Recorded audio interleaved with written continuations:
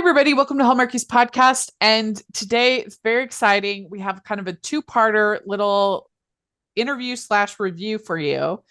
There's a new movie coming out called Grow, which is a really charming little movie from over in the UK about a little girl who decides to grow to enter the annual pumpkin growing contest, and she's also there's like a foster element in the story, foster care.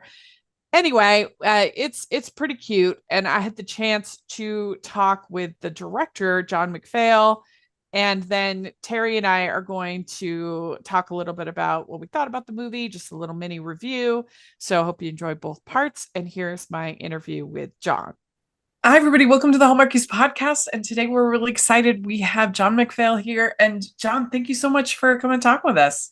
No, thank you, Rachel. This is class. Thank you for coming and seeing the film and wanting to talk about it. Yeah. So I'm so excited to talk with you because I was a huge Anna and the Apocalypse fan.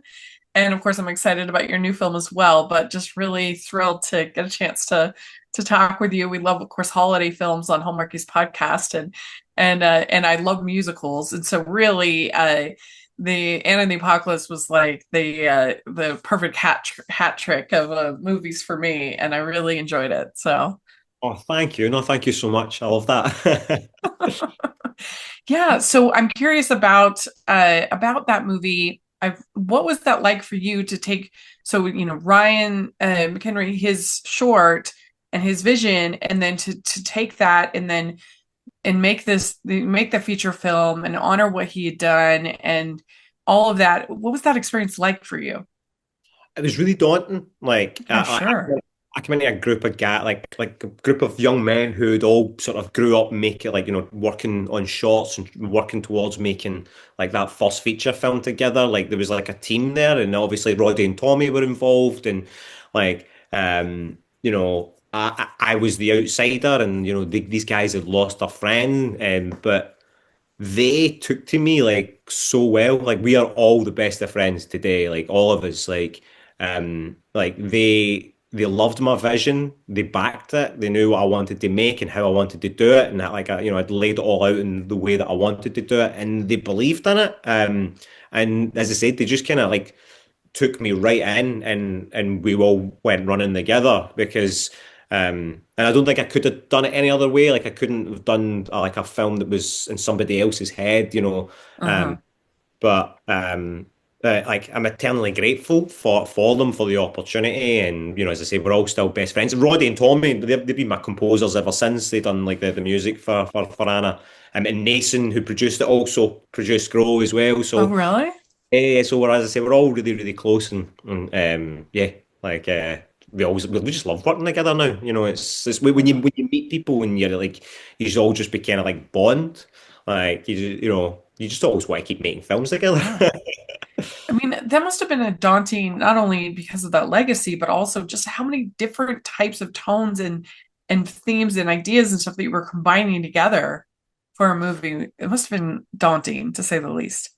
It was, but I love film and I love genre and I love I love my audience. Like it's you're trying to, but it's always about trying to guide an audience through the film and take them along and because they're the most important part for me. Uh-huh.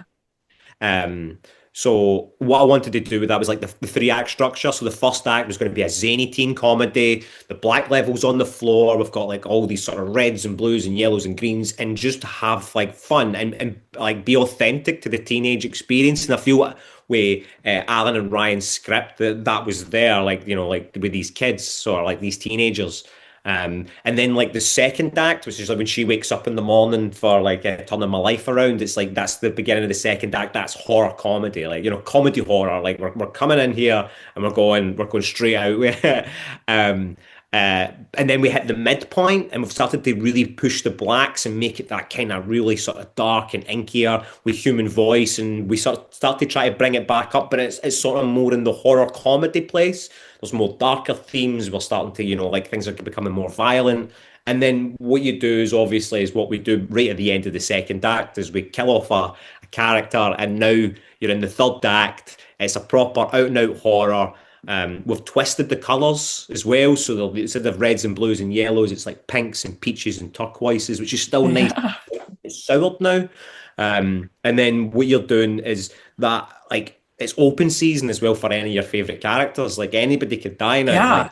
that's where we're at. And for me, I felt like that was the right way to take an audience through it. Let's get to know the kids. Let's get to know the characters. Let's have some fun, but like, let's have some blood in there to sort of create those expectations and you're building through. That was Yeah, kind I was surprised. I was like, "Oh, that person got I didn't think that person would turn." Like that was it went some places that I was surprised. of, Yeah. good. Yeah. Yeah. I mean, has it been neat to see it kind of be embraced as sort of a cult classic? Oh, 100%. Like, so I don't use social media anymore. Like, I tried to get away from like the negativity of everything Sure. in the world. But one thing I miss is like, between like October and like Christmas, like Yeah. get people just sort of like messaging me out of the blue, being like, "Dude, I found your film and it's amazing and I love it." And like that's lovely to hear. Like, even like all these years later, people are still finding it, and it was always a discovery film. So like I'm so grateful to everybody that has sort of found it, and then like because what we needed was people to discover it and go, "Oh my God, I love this film! Everybody sit down and watch this." Because that's how a film like that would sort of continue its life on, and the fact that it's a sort of holiday film as well, so it comes round every year is just grateful. Yeah. Yeah, it's kind of like a live action Nightmare Before Christmas in a way, because it's like straddles the Halloween and Christmas fandoms and genres. Yeah, no, it's great because Halloween ends and everybody's like, "And the apocalypse time." Yeah, that's right. Yeah, definitely. Yeah. Well, so for Grow, how did you get involved in this film? So the film was produced by a company called Double Nickel, and they had this film. They've had this film for like 19 years or something like that. Oh, Something. wow. It was originally set in the States. The company, the Double Nickel, are from New York. Adam Richman and Jeanette Kahn. Jeanette, they're both the most wonderful people. And they were talking to Sky in the UK, and they mentioned this, and they were like, "Oh, we love that. That sounds great." And they took it and redeveloped it for the UK. And when they were looking for places to shoot it, they just fell in love with Scotland. Um, Huh? and that got and I don't know how to say, Sky have always kind of kicked themselves that they never got Anna. Like they were like, and they had suggested me. They're big fans of Anna, so they suggested me for the film. And I got the opportunity to pitch for it, and that was how I got involved. And Uh-huh. again, like what great partners, like Adam and Jeanette and Joe were just incredible. Sky were brilliant, and we have Origin, who were our financiers from the US, from Calgary in Canada, were just incredible partners. Like really again got behind me, really supported my vision. And yeah, we're just fully on board, and yeah, it was Was it great. fun for you to do something sort of more family friendly after doing the horror? Oh, to be fair, I just love genre. I just love films. I love character. Like I love things where people can sort of relate. Like, and I feel like everybody can relate to the sort of like Charlie and Dinah dynamic, that unconventional mother-daughter story. I think we can Yeah. identify with that. And then the rest of the characters are just like fireworks just popping off all around them. Like I love that. It was the same for Anna. Like understanding like this young girl that wanted to get out there. Everybody else is just these fireworks all popping off all around her. And I feel like that with this, that's what this could be. And a lot, like again, how I got into film was because like my mum loves films. Like she we would Yeah. make movies off the TV for us, and like a Friday and a Saturday night we'd read stuff from Blockbuster, and we'd all just huddle around the telly, and that was like our family time. And I wanted this to be a proper shared experience. Like I really, really worked hard to try and make something for the kids and stuff for the adults, so that I can have them in the same room laughing together. Or when you get to the little scary moments, the kids being scared and the parents laughing, laughing at it. Like again, having that, and I feel like trying to create that shared experience is, and or particularly for a family that we can all enjoy is like a it was a real sort of like goal for me and a real proper bucket list thing. So and when I've been in like sort of audiences, like it's what's been great is I've been sitting in with families and watching them and hearing them and like like some kids I've like will sit in front of me and like they were laughing away with the same with their parents. You could hear them really laughing, and then like the scary parts, they're like hugging into their dad. Yeah. The emotional moments, they're hugging into their mum, and like like Yeah. and that's exactly what I wanted to do. That's so I create that because again, it's for my audience. I only care about them. Like I only care about you. That's it. I want It you. has those emotional moments for sure.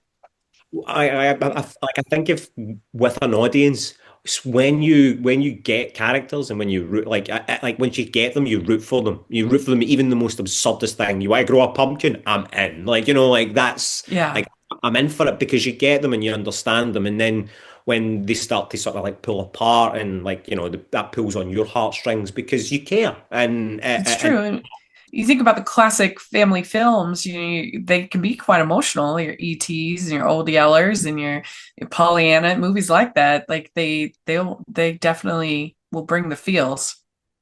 uh, exactly, Yeah. and Yeah. that's like what I just wanted to do. Like I Yeah. really wanted to sort of create that. Was it challenging at all working with Priya and helping her with those emotional scenes, or she nailed it? Oh, she's Priya. Priya Rose is incredible. What like she was 9 when we shot this, and she's Oh like wow.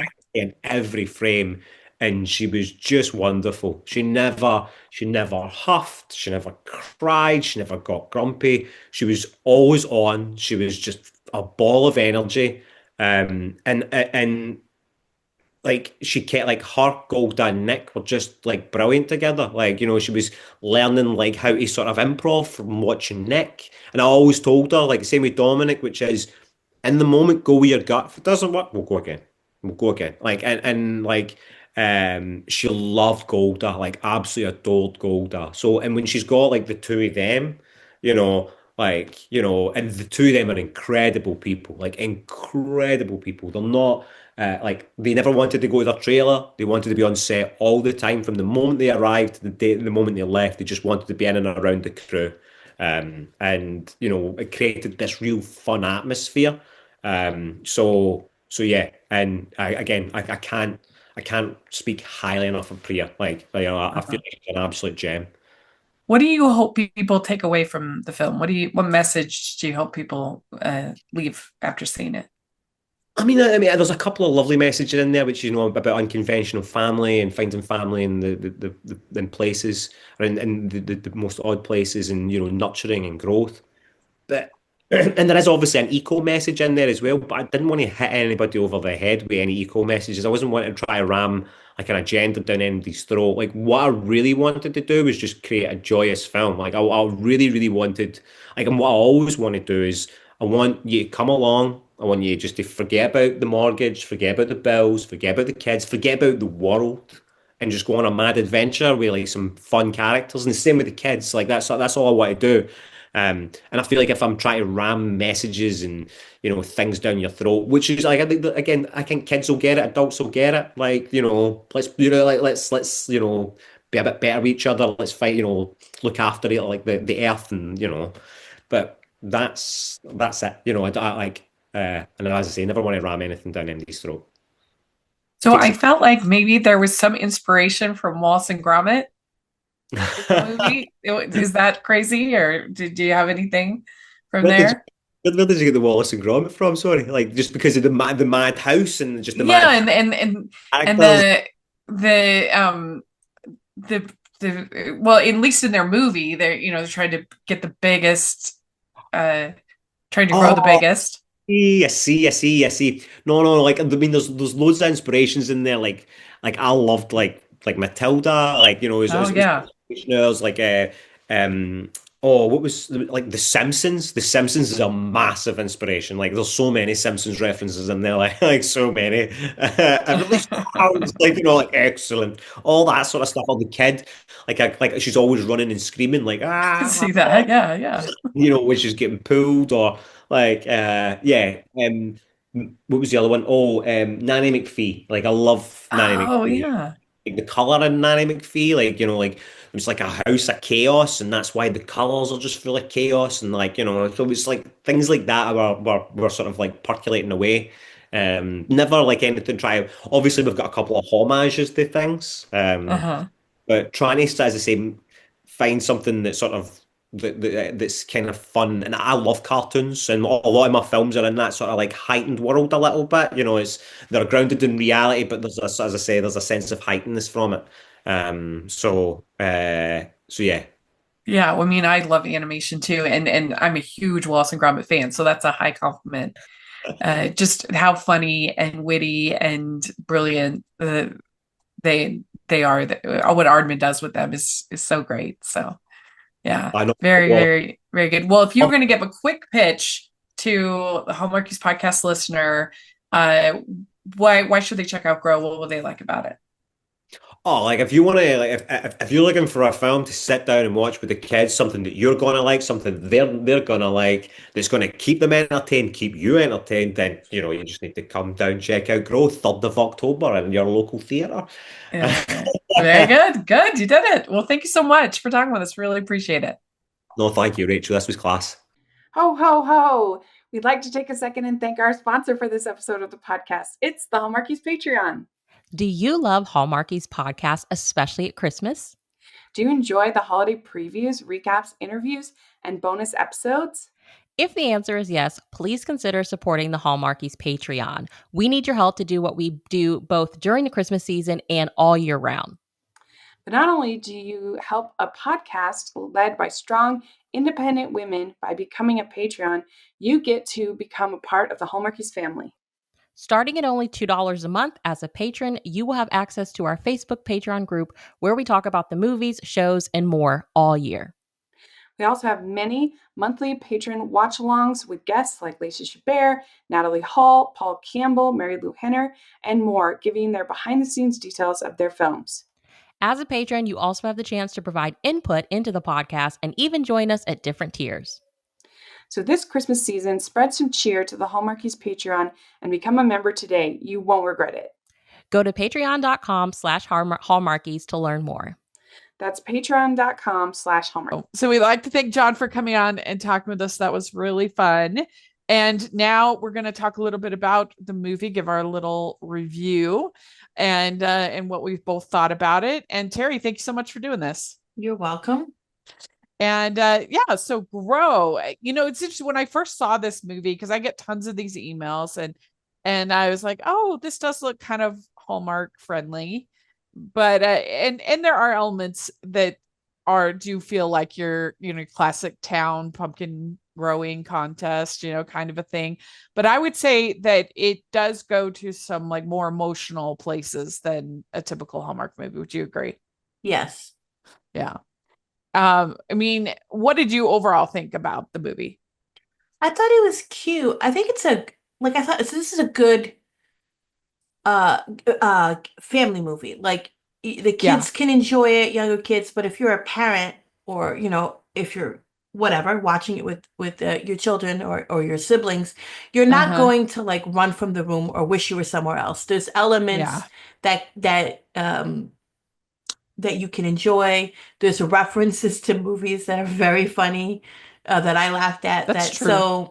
so there's a bit of like a little something for everybody. And oh, if you're a Bridgerton fan, there's a lot of Bridgerton actors in this. Well, That's two at true. least. So Mhm. Yeah.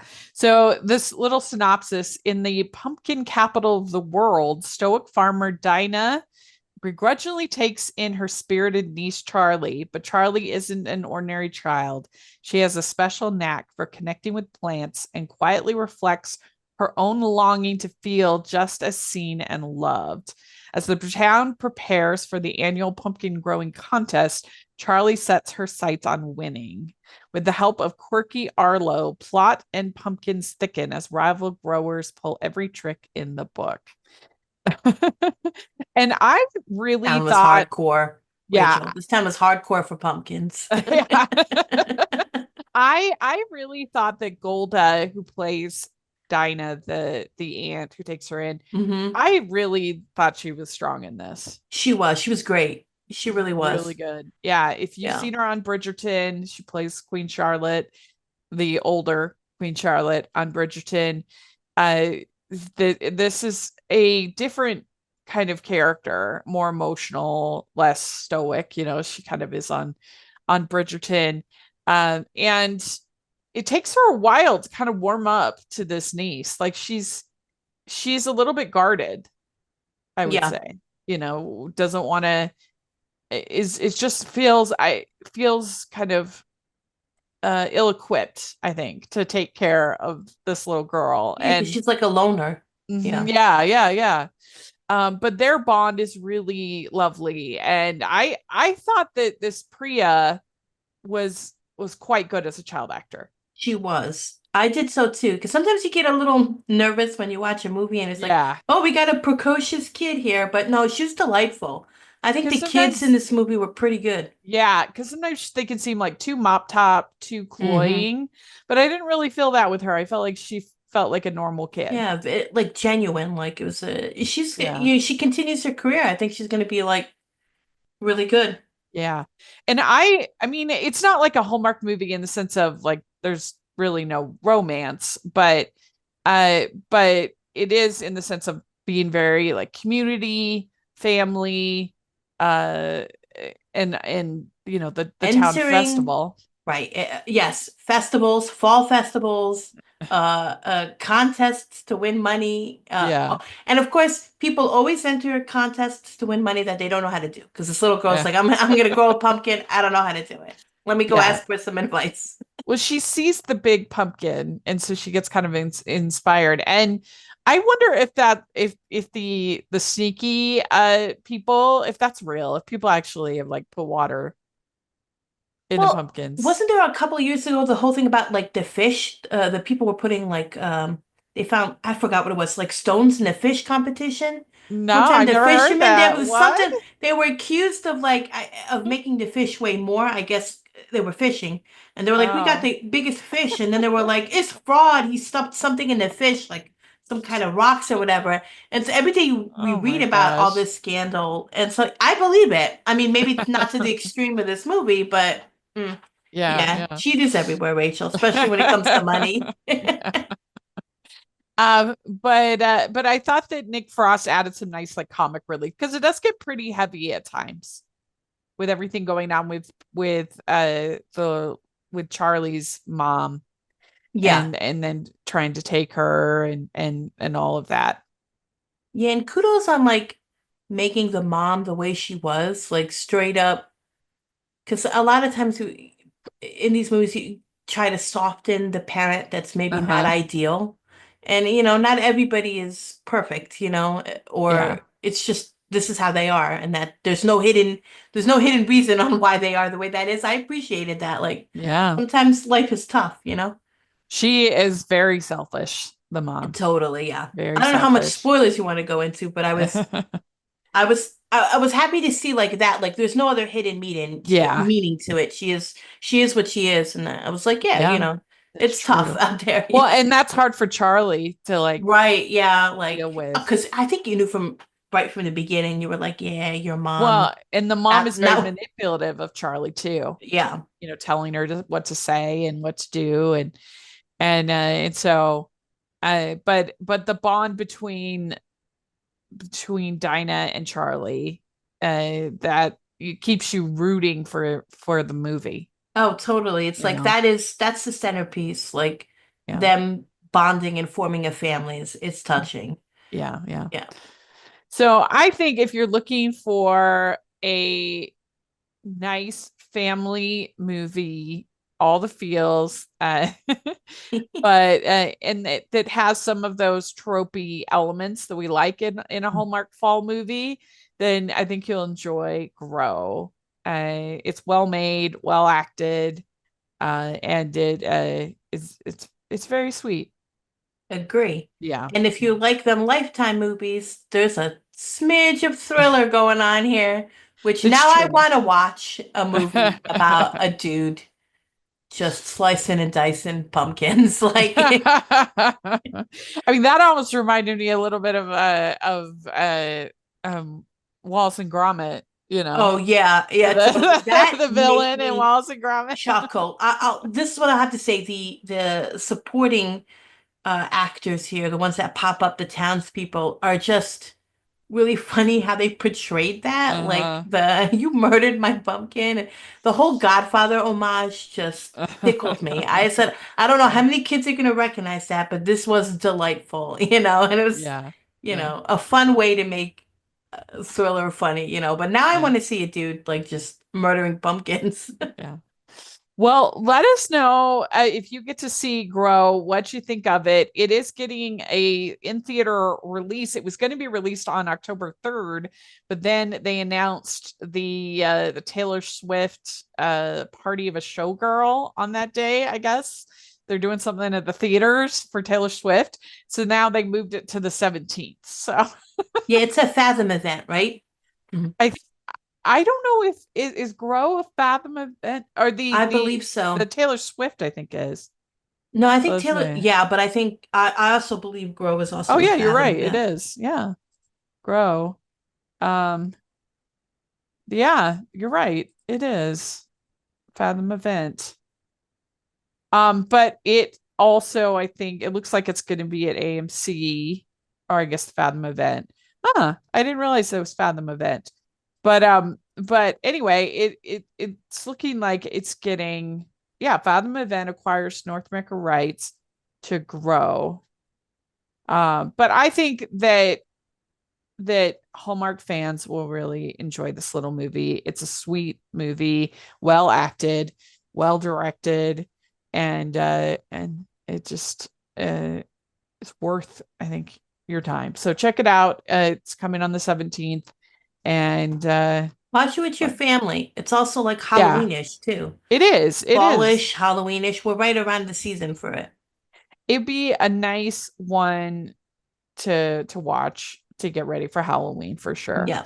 So Hmm. definitely. So yeah, let us know what you think and what you think of my interview with John McPhail. That was super fun because he not only directed this, but directed Anna in the Apocalypse, which I love. And so that was a real thrill to get to ask him a couple. I wish I'd have more time, but those junkets are you only get a few minutes, but I got a few questions in there about Anna in the Apocalypse, so that was really fun. I hope y'all enjoyed it. Let me know what you think. We'd like to take a second and thank our sponsor for this episode of the podcast. It's the Hallmarkies merch store. Are you looking for that perfect gift for the postable, Hardy, or Hallmarky in your life? What about getting that t-shirt or hoodie that will help you stand out at your next holiday party? Now is the time to check out the Hallmarkies merch store. Full of festive designs by artists like Jessica Miller, Carrie from Hallmark Comics, and more. You can even have more than just shirts, but totes, cell phone cases, notebooks, mugs, and more. And it isn't just Hallmark. We have designs for Anna Green Gables, Man from Snowy River, The Nanny, and more. Every purchase at the merch store goes to help support the podcast and allows us to make the great content you know and love. There are frequent sales, so go to tpublic.com/stores/hallmarkies or see the link in the description. That's tpublic.com/stores/hallmarkies. Of both of the movie, of our review, but also of the interview. Would love to hear that. And Terry, where can people find you? At Twitter or X, whatever you call it, at Flurry Heaven. Great. And you can find me at Rachel's Reviews, all of our social media, iTunes, YouTube, and on Rotten Tomatoes. So check that out. Also, make sure that you're following the podcast, the Hallmarkies Pod, Hallmarkies Podcast, all of our social media. And if you are listening on iTunes, please leave your ratings and reviews. That really, really helps us a lot. And if you are watching on YouTube, please give the video a thumbs up, subscribe to the channel. Really appreciate that so much. We also have our page group, which is a lot of fun. And our merch store. We have some fall themed designs at the merch store. So check that out. And thanks so much, everybody. We'll talk to you later. Bye. Bye.